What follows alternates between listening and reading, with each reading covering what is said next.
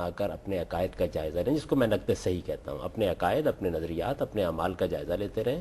جب آپ نے اللہ کی کتاب کو قول فیصل مان لیا تو یہ اعتصام بحبل اللہ ہے، یہ اللہ کی رسی کو مضبوطی سے تھام لیا گیا ہے۔ اور جو اگلی بات کہی گئی ہے وہ ٹھیک سمجھی انہوں نے، وہ اگلی بات یہی کہی گئی ہے کہ آپ جب اللہ کی رسی کو مضبوطی کے ساتھ تھامیں گے تو پھر اللہ کی رسی کو مضبوطی کے ساتھ تھامنے کے نتیجے میں تو فیصلے اللہ کی کتاب سنائے گی۔ اللہ کی کتاب جب فیصلے سنائے گی تو پھر فرقہ بندی کیسے ہو سکتی ہے؟ تو اصل میں ایک مثبت بات کہہ کے اسی کا منفی پہلو بیان کر دیا گیا ہے۔ لیکن غام صاحب یہ تو ہوتا ہے نا کہ پھر گروہ اس طرح بن سکتے ہیں کہ قرآن سے رجوع کرنے کے بعد کچھ خاص باتیں کچھ ایک گروہ اختیار کر لے، یعنی وہ انڈرسٹینڈنگ رکھنے والا ایک گروہ بن جائے گا، دوسری انڈرسٹینڈنگ رکھنے والا دوسرا گروہ بن جائے گا، اسکول آف تھاٹ یہ مسالک ہیں، اسکول آف تھاٹ ہے، یہ فرقہ بندی نہیں ہوتی۔ یہ ٹھیک ہے، یہ ٹھیک ہے، بالکل ظاہر بات ہے کہ یہ تو جس طرح فرد کو حق حاصل ہے کہ وہ اپنی ایک تعبیر اختیار کرے، کسی اجتماع کو بھی حق حاصل ہے، یعنی لوگ اگر مل کے کسی چیز نتیجے پر پہنچ گئے ہیں، لیکن اس میں بند ہو جانا اصل حادثہ وہاں سے ہوتا ہے۔ فرقہ تبھی بنتا ہے۔ آپ اس پہ نظر ثانی کرتے رہے۔ آج آپ نے مثال کے طور پر طے کر لیا کہ یہ 4 باتیں ہیں جن کو ہم صحیح سمجھتے ہیں، بنیادی چیزیں ہیں، معلوم ہوا کہ ان میں سے ایک کی غلطی واضح ہو گئی ہے، چھوڑ دینا اس کو۔ ٹھیک ہے غام صاحب، ایک سوال اسی سلسلے کا ہے میرے پاس، قدر طویل ہے، آپ سے جاننا چاہتا ہوں۔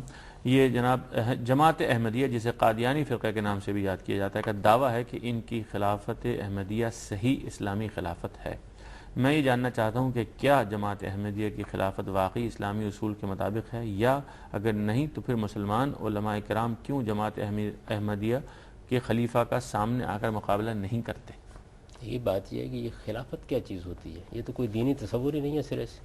مسلمانوں کی اگر کوئی ریاست ہوگی تو اس کے اندر حکمران مقرر کیا جائے گا۔ اسلام میں تو اس کے سوا کسی خلیفہ کا کوئی تصور نہیں ہے۔ کسی جماعت میں بھی کوئی خلیفہ ہوتا ہے جس کے پاس اقتدار نہیں ہے، اس کا تصور کہاں سے آیا ہے؟ انبیاء علیہم السلام میں تو ہمارے سامنے حضرت مسیح ہیں جن کو حکومت حاصل نہیں ہوئی، وہ اپنے پیچھے خلفاء نہیں چھوڑ کر گئے تھے، وہ حواری چھوڑ کر گئے تھے، شاگرد جن کو کہا جاتا ہے۔ تو اگر پیغمبر کو حکومت حاصل نہیں ہوئی تو پھر بعد میں کون لوگ ہوں گے؟ وہ لوگ ہوں گے کہ جو اس کے شاگرد ہیں، اس کے صحابہ ہیں، جو اس کی دعوت پہنچائیں گے۔ اور اگر فرض کیجئے کہ حکومت حاصل ہو گئی ہے تو پھر حکومت قائم ہوگی، تو حکومت کے لیے خلافت کا لفظ ہمارے یہاں استعمال ہوا۔ یہ خود کوئی دینی اصطلاح بھی نہیں ہے، لیکن تھوڑی دیر کے لیے مان لیجئے تو اس کا تعلق تو ریاست اور حکومت سے ہے، اس کا کسی مذہبی گروہ کی عمارت سے کیا تعلق ہے؟ تو یعنی یہ بات اصول ہی میں ٹھیک نہیں ہے۔ اور انہی کے سوال کا دوسرا حصہ یہ ہے کہ جماعت احمدیہ کا یہ دعویٰ بھی ہے کہ احمدی جماعت کے علاوہ باقی تمام مسلمان فرقوں کے علماء آسمان کے نیچے بدترین مخلوق ہیں، اور ان کے فرقے 72 فرقوں میں شامل ہیں اور جہنمی ہیں، اور صرف جماعت احمدیہ ناجی فرقہ ہے یا جنتی ہے۔ اس کا کیا جواب ہے؟ یہ تو بجائے خود ایک بڑی غیر معمولی جسارت ہے، یہ زمین پر کسی شخص کو بھی نہیں کرنی چاہیے۔ ہمیں کیا حق حاصل ہے کہ ہم دوسروں کے اوپر اس طرح کا تبصرہ کریں یا لوگوں کے جنت اور جہنم کا فیصلہ یہ کریں؟ وہی فرقے والی بات، یہ تو فرقہ بندی کی آخری انتہا ہے، یعنی اس آخری انتہا سے آگے کوئی فرقہ بندی نہیں ہو سکتی۔ میں اس وقت یہ تبصرہ نہیں کر رہا کہ انہوں نے ان کا موقف درست بیان کیا یا غلط، میں صرف موقف پہ بات کر رہا ہوں، اور میں یہ عرض کر رہا ہوں کہ اگر یہ بات کوئی شخص کہتا ہے تو اس سے آگے پھر فرقہ بندی کی انتہا کیا ہو سکتی ہے؟ ہم تو اسی چیز کے بارے میں توجہ دلا رہے ہیں اور بار بار توجہ دلا رہے ہیں کہ ان چیزوں سے بلند ہو۔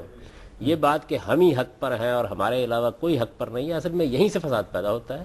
آپ کو اس ہمبل جگہ پر کھڑا ہونا چاہیے کہ میں ایک انسان ہوں، میں نے اپنی دانش میں صحیح بات کو سمجھنے کی کوشش کیا، ہو سکتا ہے مجھے غلطی لگ گئی ہو، میں اپنی غلطی پر ہر وقت نظر ثانی کرنے کے لیے تیار۔ ان صاحب کے سوال کا ایک اور حصہ بھی ہے، اور انہوں نے اپنا نام یہاں نہیں لکھا، ای میل ایڈریس ہمارے پاس موجود ہوگا، لیکن ایک پہلے اور کال لے لیتے ہیں۔ السلام علیکم۔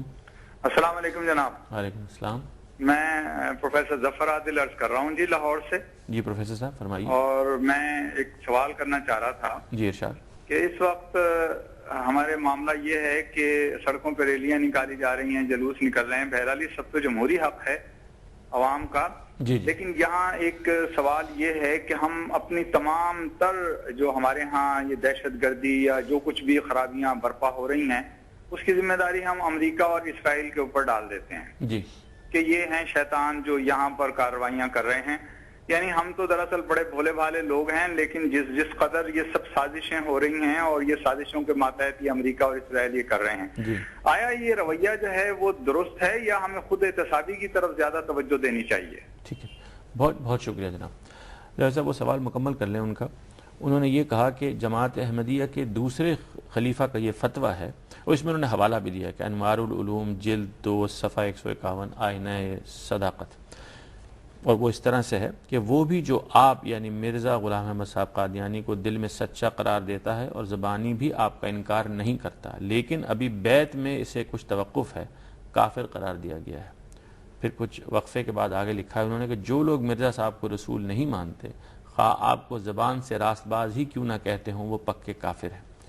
یعنی یہ اب آگے انہوں نے اپنی بات لکھی کہ جماعت احمدیہ کے نظریے کے مطابق جو لوگ مرزا صاحب کو رسول نہیں مانتے وہ کافر ہیں، اس طرح جو لوگ مرزا صاحب کو بظاہر مانتے ہیں لیکن بیعت میں شامل نہیں وہ بھی کافر ہیں۔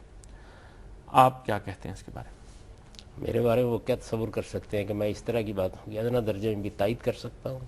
یہ تو میں عرض کر چکا کہ بدترین درجے کی تکفیر تفسیق ہے جو ہمارے ہاں ہمیشہ سے جاری رہی ہے، اور یہی وہ فرقہ بندی ہے کہ جس نے اس سے پہلے بھی بہت ستم ڈھائے ہیں اور اب بھی ڈھا رہی ہے، اور یہ تو آخری انتہا ہے کہ آپ مسلمانوں کو کافر قرار دیں۔ تو میرے نزدیک یہ ہے کہ جو موقف انہوں نے بیان کیا ہے، اس موقف کو قطع نظر کر کے اصل میں خرابی یہیں سے پیدا ہوئی ہے کہ آپ نے جب یہ بات طے کر لی، رسالت میں آپ صلی اللہ علیہ وسلم پر نبوت ختم ہو چکی ہے، اس کے بعد اب کسی شخص کا بھی یہ حق نہیں ہے کہ وہ خدا کی طرف سے کوئی بات کہنے کی جسارت کرے۔ ہم سب انسان ہیں اور انسانوں کی حیثیت سے ہمیں بات کرنی ہے۔ اللہ کے آخری پیغمبر نے اپنا پیغام دے دیا، وہ ہمارے پاس قرآن مجید کی صورت میں موجود ہے، احادیث کی صورت میں موجود ہے۔ اس پیغام کو ہمیں دنیا میں پہنچانا ہے، اس کی تعبیر تشریح جب بھی کی جائے گی انسان کریں گے، اس میں غلطی ہو سکتی ہے، لہٰذا اس کی بنیاد پر لوگوں کو کافر قرار دینا اور ان کی تکفیر کرنا، تفسیق کرنا، یہ میں سمجھتا ہوں کہ بدترین جرائم ہے، اس سے بڑا کوئی جرم نہیں ہو سکتا، اور یہی چیز ہے کہ جو پوری امت کو پھاڑنے کا باعث بن رہی ہے۔ یہ پوری کی پوری امت جو مراکش سے انڈونیشیا تک ہے، یہ اصل میں رسول اللہ صلی اللہ علیہ وسلم کی امت ہے، اس میں گناہ گار بھی ہیں، اس میں اچھے بھی ہیں، اس میں برے بھی ہیں، یہ سب ہمارے بھائی ہیں۔ ہمیں ان سب کے ساتھ محبت اور رواداری کے طریقہ اختیار کرنا ہے۔ کفر و ایمان کے فیصلے خدا کرتا ہے، دنیا میں بھی جب اس نے کیے ہیں پیغمبروں کے آنے کے بعد تو اسی کا حق تھا، اور قیامت میں بھی وہی کرے گا۔ ہمارا کام یہ ہے کہ ہم دین کی صحیح بات لوگوں تک پہنچائیں اور ان کو یہ سمجھائیں کہ کفر کیا ہوتا ہے، شرک کیا ہوتا ہے، بدعت کیا ہوتی ہے، اس کی تعلیم دینا یہ ہماری ذمہ داری ہے۔ اصل میں اسی نوعیت کی باتیں ہیں جن کی وجہ سے پھر مسلمانوں کا بھی وہ رد عمل ہوا کہ انہوں نے اقلیت قرار دیا ان لوگوں کو، اور اس کے بعد بعض لوگوں نے حدود سے تجاوز بھی کیا اس معاملے میں۔ تو یہ اصل میں وہ رد عمل ہے جو اسی طرح کی باتوں سے پیدا ہوتا ہے۔ تو میں تو ان کی خدمت میں بھی عرض کروں گا کہ اگر اس طرح کی باتیں کہیں لکھی جا رہی ہیں یا کہی جا رہی ہیں تو عذرا کرم اس پر غور کریں۔ اس طرح کی باتیں کہنے سے اپنی دعوت نہیں پہنچائی جاتی۔ وہ اپنی بات اگر کہنا چاہتے ہیں تو اس طریقے سے کہیں جس طرح کے ایک انسان کو کہنی چاہیے، اس کے بعد ان کو حق حاصل ہے اپنے نظریے پر قائم رہے، اور ہمیں حق حاصل ہے کہ ہم اس بات کی گواہی دیں اور اس بات کی شہادت دیں کہ اللہ کا آخری پیغمبر محمد الرسول اللہ صلی اللہ علیہ وسلم کی صورت میں دنیا میں آیا، دنیا سے وہ چلے گئے، اب کسی اور پیغمبر کے آنے کا کوئی سوال نہیں، نہ کسی پر ایمان اور کسی کے انکار کے نتیجے میں کوئی جہنم میں جانے کا معاملہ پیدا ہوگا۔ آخری حیثیت اس دنیا کے اندر محمد الرسول اللہ صلی اللہ علیہ وسلم کو حاصل ہے، ان کا پیغام ہی آخری حجت ہے، اور اسی کی بنیاد پر قیامت میں بھی فیصلے ہوں گے، اور اسی کی بنیاد پر آج بھی ہمیں دین کی اور دنیا میں کسی کو حق حاصل نہیں ہے، علماء میں سے بھی اور عام لوگوں میں سے بھی، کہ کسی کو کافر قرار دے۔ کسی کو بھی حق حاصل نہیں، یہ حق صرف اللہ ہی کو حاصل ہوتا ہے، وہ پیغمبروں کے زمانے میں اس کا اعلان کرتا ہے۔ یہ اعلان بھی آخری مرتبہ محمد الرسول اللہ صلی اللہ علیہ وسلم کے ذریعے سے ان کے زمانے کے لوگوں کے لیے ہو گیا تھا، بعد کے لوگوں کے معاملے میں ہم میں سے کسی کو حق نہیں کہ اس طرح کے فتوے۔ اچھا، پروفیسر صاحب کا سوال آپ نے سنا کہ کیا یہ جو کچھ ہمارے ملک میں رد عمل کے طور پر ہو رہا ہے اور اس کے بارے میں رائے قائم کی جاتی ہے کہ یہ اصل میں سازش ہے مغربی ممالک کی، اس میں امریکہ اور اسرائیل کا نام بھی لیتے ہیں، آپ کی کیا رائے ہے؟ میرا خیال ہے اس کا جواب انہوں نے خود ہی دے دیا، ہمیں خود احتسابی کرنی چاہیے۔ میں تو ہمیشہ یہ توجہ دلاتا ہوں کہ ہمیں اپنے جرائم کی طرف نگاہ کرنی چاہیے۔ ہم نے اللہ تعالیٰ کے ساتھ کیا بے وفائی کی ہے، ہم نے اپنی قوم کی تربیت میں کیا کوتاہیاں کی ہیں، ہم نے اپنی تعلیم اور اپنی تربیت کے معاملے میں کیا رویے اختیار کیے ہیں، وہ باعث بنے ہیں ہمارا۔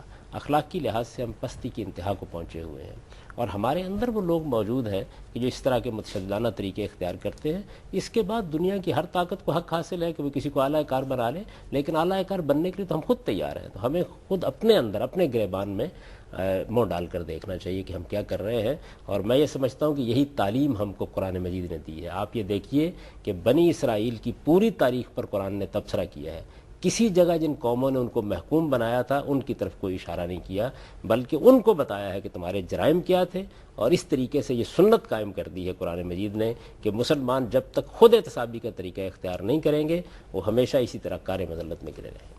بہت شکریہ غمزہ خواتین حضرات، انہی الفاظ کے ساتھ کہ خود احتسابی اصل کی ورڈ ہے، مسلمانوں کو سب سے پہلے اس کا جائزہ لینا چاہیے کہ ان میں کیا کمی ہے، کیا خرابی ہے، اور ہر وقت خدا کے سامنے جواب دہی کے احساس کے ساتھ وہ زندگی بسر کریں۔ ایک اور بات آپ سے عرض کر دیں کہ ہم یہ چاہیں گے کہ آپ جو سوال جواب ہم سے کرتے ہیں اگر وہ ان آیات پر مبنی ہوں یا اس حدیث پر مبنی ہوں جو پروگرام میں شامل ہے تو وہ اس پروگرام کو بہتر کرنے کا باعث بنے گی۔ آپ سے اجازت چاہتا ہوں، خدا حافظ۔